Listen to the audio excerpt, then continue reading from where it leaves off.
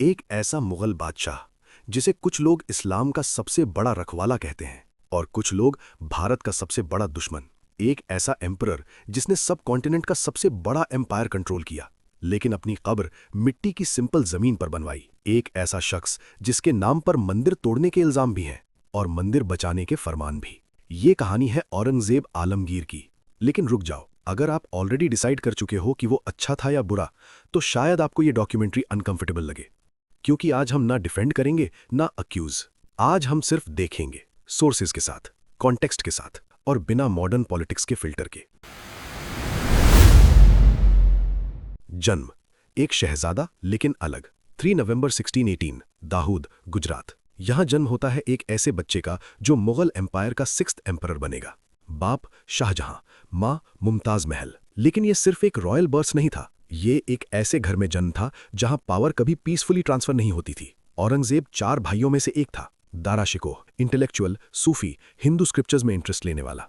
Aurangzeb disciplined, reserved, Sunni orthodoxy follow करने वाला। ये पर्सनालिटी डिफरेंस बाद में आइडियोलॉजी का रूप लेगा। कॉमन इमेज ये है कि औरंगजेब सिर्फ रिलीजियस रूलर था, लेकिन रिकॉर्ड्स कुछ और भी बताते हैं। सिर्फ 18 साल की एज में उसे डेक्कन का गवर्नर बनाया गया। बाद में गुजरात और मुल्तान का भी गवर्नर रहा। ये एडमिनिस्ट्रेटिव ग्रूमिंग थी, ये बैटलफील्ड एक्सपीरियंस था, ये पॉलिटिकल ट्रेनिंग थी। ये कोई आइसोलेटेड मौलाना टाइप प्रिंस नहीं था, ये एम्पायर चलाने के लिए ग्रूम किया जा रहा था।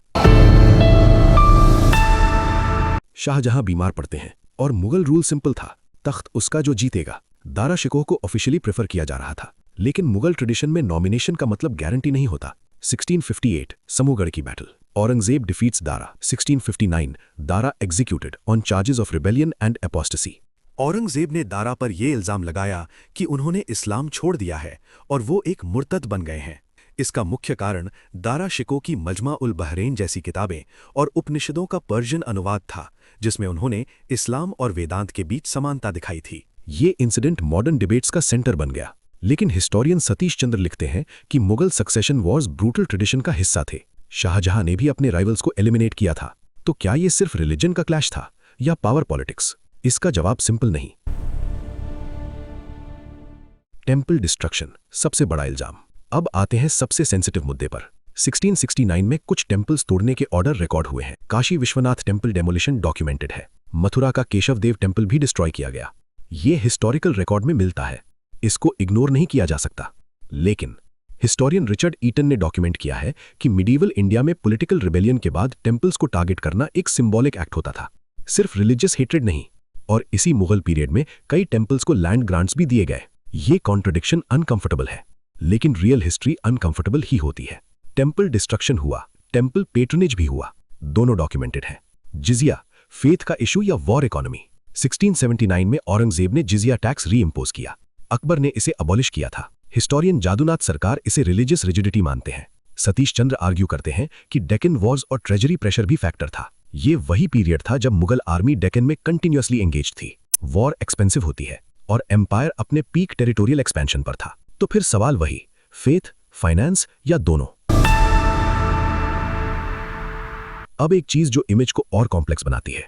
मल्टीपल सोर्सेज मेंशन करते हैं कि औरंगजेब ने अपनी पर्सनल एक्सपेंसेस स्टेट ट्रेजरी से नहीं लिए। वो टोपियां सिलता था, कुरान कॉपी करता था और उसकी विल में लिखा गया कि बरियल सिंपल हो और खर्च उसकी पर्सनल अर्निंग से हो। आज भी उसकी कब्र खुल्दाबाद में सिंपल है, कोई ग्रैंड मार्बल डोम नहीं। ये कॉन्ट्रास्ट शॉकिंग है। एक एम्परर जिसका रूल ऑलमोस्ट 50 ईयर्स चला, 1658 टू 1707, और एक आदमी जो अपनी कब्र पर पैसा खर्च नहीं करना चाहता। ये इमेज विलन वाली स्टोरी को सिंपल नहीं रहने देता। सती और सोशल इंटरवेंशन। कुछ रिकॉर्ड्स मेंशन करते हैं कि जबरदस्ती सती को रिस्ट्रिक्ट करने के ऑर्डर दिए गए। कंप्लीट अबॉलिशन नहीं हुआ, लेकिन स्टेट इंटरफेरेंस डॉक्यूमेंटेड है। प्रॉब्लम क्या है? प्रॉब्लम ये नहीं कि फैक्ट्स नहीं मिलते, प्रॉब्लम ये है कि लोग हाफ फैक्ट्स चूज करते हैं। ब्रिटिश कॉलोनियल हिस्टोरियंस ने औरंगजेब को अकबर के ऑपोजिट फ्रेम किया। मॉडर्न हिस्टोरियंस ने पॉलिटिकल डायमेंशन को एम्फसाइज किया। आज के टाइम में औरंगजेब एक हिस्टोरिकल पर्सनैलिटी से ज्यादा एक पॉलिटिकल सिंबल बन चुका है। लेकिन 17वीं century India modern nation state नहीं था, वो एक एम्पायर था। और एम्पायर सर्वाइवल के रूल्स अलग होते हैं। ये सिर्फ शुरुआत है। अभी हमने सिर्फ बैकग्राउंड देखा है। अभी तक हमने डेक्कन वॉर्स की डेप्थ में नहीं गए। अभी तक शिवाजी और संभाजी का कॉम्प्लेक्स पॉलिटिकल डांस डिस्कस नहीं हुआ। और सबसे इंपॉर्टेंट, अभी तक हमने उस 50 साल के रूल का रियल इंपैक्ट मेजर नहीं किया। अगर आप सच में समझना चाहते हो तो अब हम उसके बचपन और साइकोलॉजिकल फॉर्मेशन में एंटर करते हैं, क्योंकि हर एम्परर पहले एक इंसान होता है और हर इंसान की कहानी बचपन से शुरू होती है। 3 नवंबर 1618, दाहोद, गुजरात। यहां जन्म होता है एक प्रिंस का जो बाद में आलमगीर के नाम से जाना जाएगा। बचपन रॉयल था लेकिन स्ट्रिक्ट और डिसिप्लिन्ड।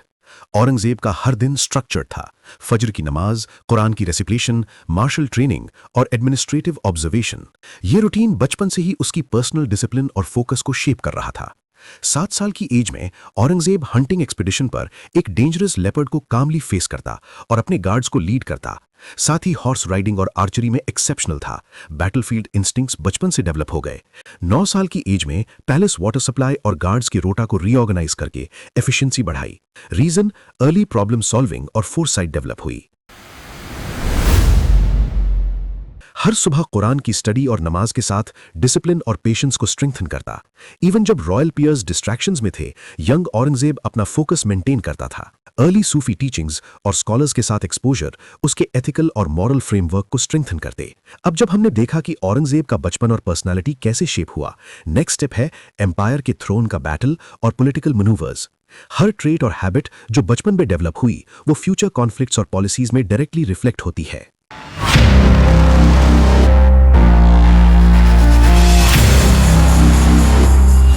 शाहजहां बीमार पड़ते हैं और मुगल एम्पायर में तुरंत पावर स्ट्रगल शुरू हो जाता है। सबको पता था जो दिल्ली कंट्रोल करेगा वही एम्परर बनेगा। सबसे बड़ा बेटा दारा शिकोह था। शाहजहां उसे पसंद करते थे। कोर्ट के काफी नोबल्स भी उसके साथ थे।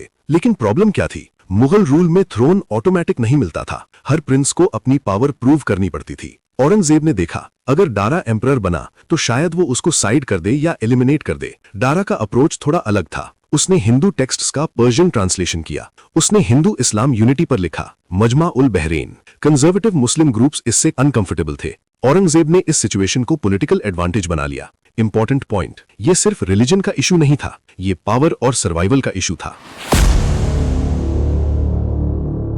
1658 बैटल ऑफ समूरगढ़। दारा के पास ज्यादा सोल्जर्स थे लेकिन औरंगजेब के पास बेटर प्लानिंग थी। Strong cavalry movement, patience, strategy. Result, Dara हार गया। औरंगजेब ने दिल्ली कंट्रोल कर ली। दारा को कैप्चर किया गया। उस पर मुर्तद यानी इस्लाम छोड़ने का इल्जाम लगाया गया। रीजन दिया गया हिंदू फिलॉसफी से ज्यादा इन्फ्लुएंस। लेकिन मॉडर्न हिस्टोरियंस कहते हैं कि यह रिलीजियस चार्ज एक पॉलिटिकल टूल भी था। सच क्या था? एक जिंदा दारा फ्यूचर रिबेलियन का सिंबल बन सकता था। इसलिए 1659 में उसको एग्जीक्यूट कर दिया गया। रिलायबल सोर्सेज उसके एग्जैक्ट लास्ट वर्ड्स रिकॉर्ड नहीं करते।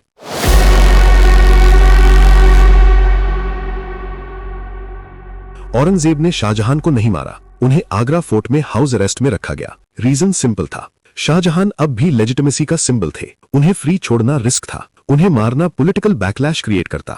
ब्लैक ताजमहल वाली स्टोरी को सीरियस हिस्टोरियंस मिथ मानते हैं। Real reason, power control. Result, 1658 के बाद औरंगजेब एम्परर बन गया। टाइटल लिया आलमगीर। अब उसके पास थ्रोन था। लेकिन क्वेश्चन ये था, क्या सिर्फ थ्रोन जीतना इनफ था या एम्पायर को कंट्रोल करना ज्यादा मुश्किल होने वाला था? एम्पायर बहुत बड़ा था और हर तरफ पॉलिटिकल टेंशंस, रीजनल पावर्स और रिबेलियंस का चैलेंज था। एक सबसे बड़ा चैलेंज था मराठा एम्पायर, जिसका लीडर था शिवाजी, जिसे लोग पहाड़ी चूहा कहते थे, मतलब माउस ऑफ द माउंटेन्स। ये नाम उनकी गरिला टैक्टिक्स, माउंटेन फोर्ट्स में हाइड एंड स्ट्राइक स्ट्रैटेजी और मुगल आर्मीज के लिए अनप्रिडिक्टेबल मूवमेंट की वजह से पड़ा। ये निकनेम मुगल कमांडर्स ने उनकी स्टेल्थ और स्पीड देख के दिया, जिनका मिलिट्री जीनियस और फोर्ट्स कंट्रोल ने उनको मुगल अथॉरिटी के लिए डेंजरस ओपोनेंट बनाया। बैटल ऑफ प्रतापगढ़ में शिवाजी ने अफजल खान को हराया। एक मेजर मिलिट्री अचीवमेंट था। शिवाजी ने फोर्ट्स और लोकल सपोर्ट का यूज करके अपना एम्पायर एक्सपैंड किया। ये पावर मुगल अथॉरिटी के लिए एक सीरियस चैलेंज बन गया। जब मराठा कॉन्फ्लिक्ट एस्केलेट हुआ, औरंगजेब ने स्ट्रेटेजिक अप्रोच लिया। ब्रूट फोर्स से पहले पॉलिटिकल नेगोशिएशन और ट्रस्टेड नोबल्स का रोल एस्टैब्लिश करना जरूरी था। इस स्टेज पे मिर्जा राजा जय सिंह वन या जय सिंह का रोल क्रिटिकल था। वो एक प्रोमिनेंट राजपूत नोबल और मुगल कमांडर था। औरंगजेब ने उनको डेक्कन भेजा ताकि शिवाजी और मराठास के साथ टैक्टफुल नेगोशिएशन, मिलिट्री कोऑर्डिनेशन और कॉम्प्रोमाइज टर्म्स एस्टैब्लिश हो सके। जय सिंह ने शिवाजी के सामने कॉम्प्रोमाइज की टर्म्स रखी और मुगल मराठा बैलेंस एस्टैब्लिश किया, जिससे कॉन्फ्लिक्ट टेम्परेरीली कंट्रोल में आया। 1665 में बैटल ऑफ पुरंदर के बाद शिवाजी ने ट्रीटी साइन की, 23 फोर्ट्स सरेंडर किए, 12 फोर्ट्स रिटेन किए, 400,000 गोल्ड हन कॉम्पनसेशन दिया। संभाजी को पॉलिटिकल हॉस्टेज के रूप में रखा गया। ट्रीटी का पर्पस था पॉलिटिकल कॉम्प्रोमाइज और पीस एस्टैब्लिश करना, ओपन वॉर को अवॉइड करना और मुगल मराठा टेंशन को रेगुलेट करना। ये ट्रीटी और जयसिंह की मीडिएशन से कॉन्फ्लिक्ट टेम्पररीली कंट्रोल में आया। आगरा में शिवाजी ने डिप्लोमैटिक अपॉलॉजी लेटर्स लिखे। उन्होंने मुगल अथॉरिटी को रिस्पेक्ट दिखाया। उन्होंने पर्सनल सबमिशन नहीं दिया, बल्कि डिप्लोमेसी की टर्म्स में पीस का प्लस पॉलिटिकल नेगोशिएशन का ऑफर दिया। ये लेटर्स स्ट्रेटेजिक लैंग्वेज में लिखे गए ताकि औरंगजेब को ऑफेंस ना लगे और पीस मेंटेन हो। ये डिप्लोमेसी मराठा मुगल रिलेशंस में एक मॉडल बन गई। 1680 में शिवाजी की डेथ नेचुरली हुई। उस वक्त वो फीवर और एग्जॉशन से वीक थे और उनको डिसेंट्री जैसी कंडीशंस भी थीं।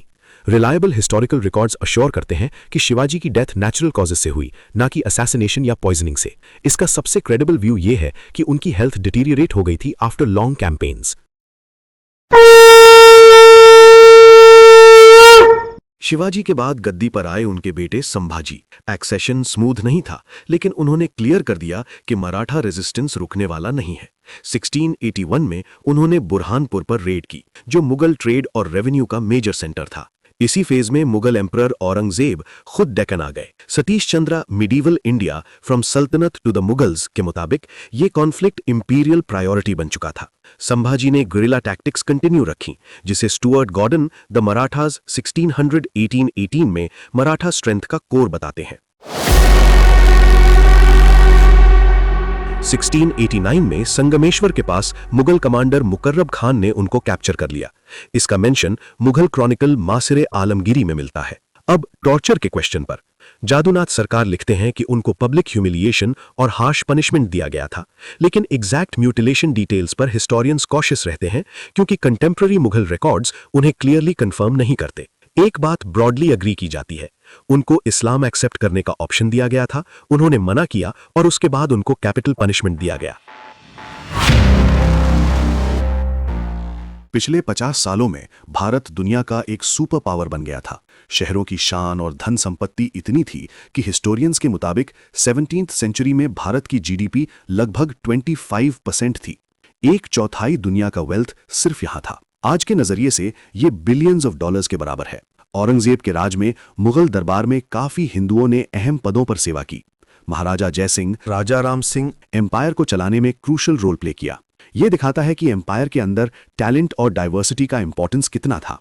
औरंगजेब की मिलिट्री और एडमिनिस्ट्रेटिव स्किल एक्सेप्शनल थी। उन्होंने एम्पायर के फाइनेंशियल एडमिनिस्ट्रेशन को ऑर्गेनाइज किया, टैक्स और लैंड रेवेन्यू सिस्टम को एफिशिएंटली इंप्लीमेंट किया और आर्मी और कोर्ट में स्ट्रिक्ट डिसिप्लिन मेंटेन किया। ट्रेड रूट्स और पोर्ट्स को सिक्योर किया गया, इंफ्रास्ट्रक्चर डेवलप हुआ और इकोनॉमी और भी स्ट्रांग हुई। यह भारत को एक ग्लोबल पावर बनाता था। लेकिन उनका राज सिर्फ प्रॉस्पेरिटी का नहीं था। उनके कुछ रिलीजियस पॉलिसीज और नॉन मुस्लिम्स पर जिजिया टैक्स और स्ट्रिक्ट रिस्ट्रिक्शंस रखी गईं और रिबेलियन और डिसेंट को सप्रेस करने के लिए मिलिट्री कैंपेन्स चलाए गए।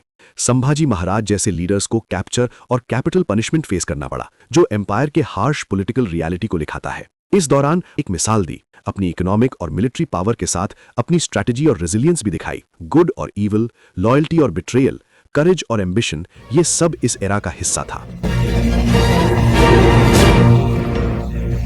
औरंगजेब अच्छा था या बुरा? लेकिन इससे पहले एक एग्जाम्पल से समझते हैं। हिस्ट्री में शिवाजी को अक्सर पहाड़ी चूहा कहा गया। ये नाम उनकी गुरिल्ला टैक्टिक्स की वजह से दिया गया। मतलब वो छुपकर अटैक करते, माउंटेन्स और फोर्ट्स का एडवांटेज लेते और एनिमी को सरप्राइज देते। अगर प्रैक्टिकल देखा जाए तो जंगल में शेर भी छुपकर प्रे को अटैक करता है। तो इंडियंस ने उन्हें हीरो माना या जीनियस रूलर, और ये टर्म चूहा उनकी क्लेवर स्ट्रैटेजी को हाईलाइट करता है, ना कि बुराई। इसी तरह जब हम औरंगजेब को देखते हैं तो हिस्ट्री में मिक्स पिक्चर मिलती है। उन्होंने कुछ अच्छे काम किए, एम्पायर को एफिशिएंटली गवर्न किया, इकोनॉमी और ट्रेड स्ट्रांग किया, टैलेंटेड हिंदू और मुस्लिम नोबल्स को इंपॉर्टेंट पोस्ट्स पर रखा और अपने पर्सनल ट्रेजरी को कभी मुगल एम्पायर के खजाने से नहीं लिया। जो पैसा उन्होंने खुद अर्न किया कैप्स और पर्सनल अर्निंग से था, जिसे वो अपनी जरूरत और सपोर्टर्स के लिए यूज करते थे। लेकिन उनके कुछ एक्शंस कंट्रोवर्शियल और हार्श भी थे। रिबेलियन को सप्रेस करना, स्ट्रिक्ट रिलीजियस पॉलिसीज और लीडर्स जैसे संभाजी महाराज का एग्जीक्यूशन। अब सोचिए, हर इंसान में अच्छाई और बुराई दोनों होती है। अगर हम सिर्फ उनकी अच्छाई देखें और बुराई भूल जाएं तो पिक्चर अधूरी है, और अगर सिर्फ बुराई देखें और उनकी अचीवमेंट्स इग्नोर करें तो अनफेयर हो जाएगा। हिस्ट्री हमेशा ब्लैक एंड व्हाइट नहीं होती और हर रूलर के डिसीजंस कॉम्प्लेक्स होते हैं। तो डिसीजन आपका है, आप क्या सोचते हैं? औरंगजेब के एक्शंस को आप कैसे जज करते हैं? हर पर्सपेक्टिव का अपना रीजन है। ये समझना ही हिस्ट्री का असली मजा है।